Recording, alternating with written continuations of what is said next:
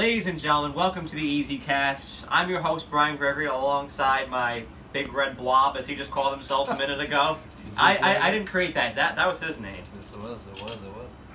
So, Zeke, I am absolutely ecstatic today. This has been an absolutely monumental week for college football. I've been drooling over this week since we began the autumn season and the college football season.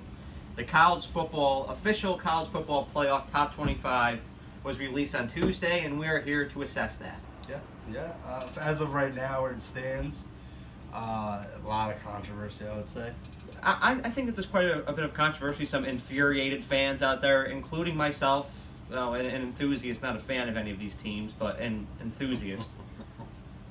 So, you know what? One ranking that people are up in arms about this week is Penn State being ranked above Clemson. Now, I can understand the logic of ranking Penn State above them, because you have to analyze who they've played. Right. So, Penn State has two very notable strength wins. They went into Iowa. They went into Kinnick Stadium. They beat Iowa, and they beat Michigan. So it's two ranked wins on their schedule.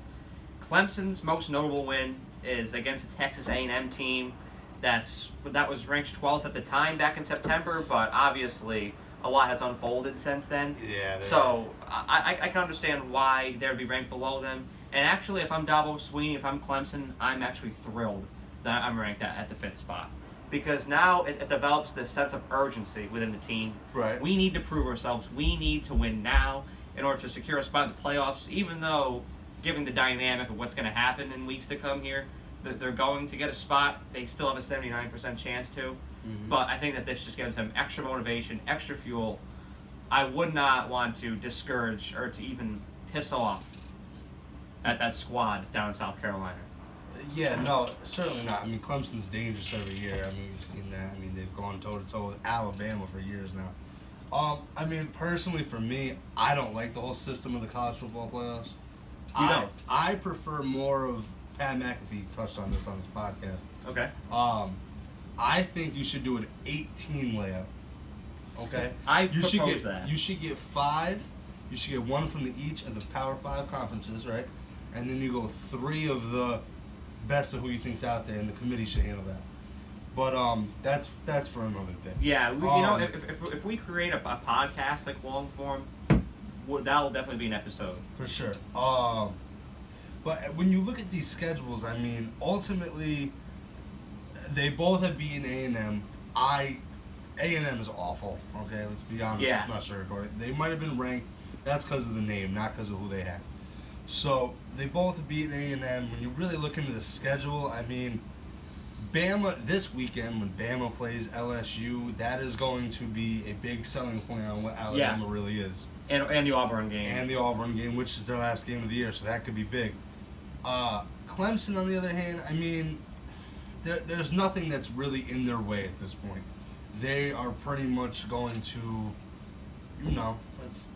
I will point this out, and I don't think that'll be much of a challenge, but I just want to point out for the sake that I'm so psyched that Wake Forest is ranked at 19, and they have to go head-to-head here on Saturday, November 16th. So that's the biggest challenge that they have remaining, and possibly going to Columbia to play South Carolina, but those are two challenges that we know they're going to overcome. I believe so. I mean, granted, UNC gave them a little bit of a scare early on, but it was in Chapel Hill, and you get close games like that sometimes in your conference, so you never know. Everyone has scares. Personally, for me, I would put Alabama outside and put Clemson in, just due to the fact of the schedules and who they play and who they still have to play. But I will admit, if Alabama beats LSU this weekend, they're the number 1 team in the country if they beat LSU.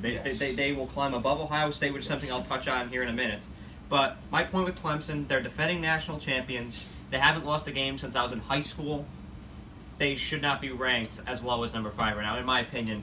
Another thing that I am absolutely boiling about right now is the fact that the Ohio State University is ranked above LSU. LSU is the most battle-tested team in college football.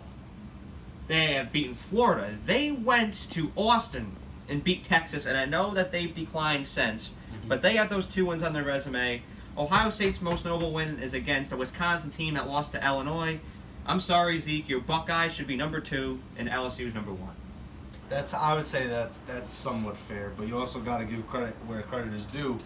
And the Buckeyes have actually played better without Urban Meyer than with him. They have, and that's part to do with Justin Fields and J.K. Dobbins. Absolutely. Sources have said that Justin Fields is the best quarterback that's going to be coming out of college. I personally don't think so. I do not think so, even though I'm a Buckeye fan. That's another topic we can touch on much later. I'm interested to see, but personally, the way the rankings came out, I'm not too pleased with it. But it's still early, it's not set in stone yet. So there's going to be a lot of things to see. There's certain positives I have. I'm very intrigued by the Pac-12 with weeks to come, with Oregon and Utah being 7th and 8th respectively. And one more thing that I want to touch on, I'm thrilled that Navy is number 24. That might be a rank-on-rank matchup when they go to Notre Dame next week, and I actually think that they can dethrone the Irish. That's something we'll touch on next week. That's fair. But the one thing, and I'm actually burning up, this is going to be a prelude to what's to come tonight and what burns me up. But, a little extra layer.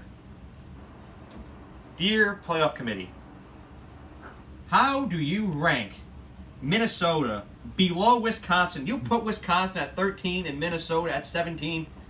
Wisconsin had the most monumental upset this decade in college football to Illinois. And not to mention a second loss to Michigan. Minnesota beat Illinois 40-17 head-to-head. They're undefeated. They're in the same conference, and yet they're ranked below Wisconsin. That's absolutely, that had me fuming on Tuesday night. But see, Minnesota should be 13.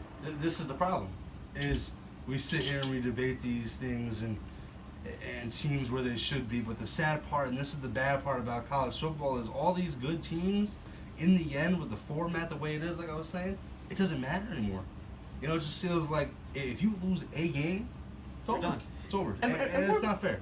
What about being like a group of 5 team? What if you are Navy, or what if you're SMU, that let's say they're to theoretically finish the season undefeated? Mm-hmm.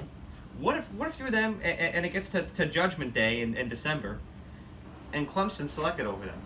If you compare them, SMU would technically have a more challenging schedule because they would have beaten a ranked Memphis in Memphis if that happened.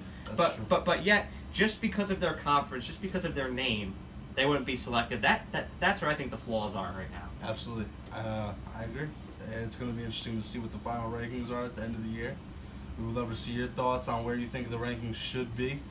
And I think that it covers up about the college football rankings for the most part as of right now. On a positive note, I do like the exclusiveness of these rankings, having 4 teams, but that's something that we'll touch on at a later time. For sure.